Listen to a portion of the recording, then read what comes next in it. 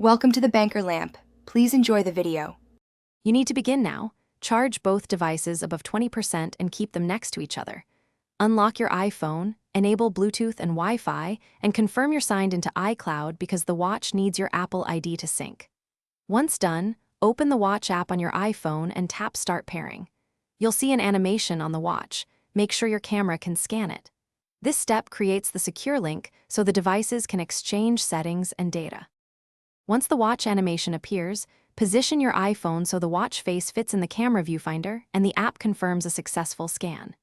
If you have a prior watch backup, restore it now to keep apps and settings. Otherwise, choose Setup as New. Next, pick wrist orientation and create a passcode. This secures Apple Pay and health data.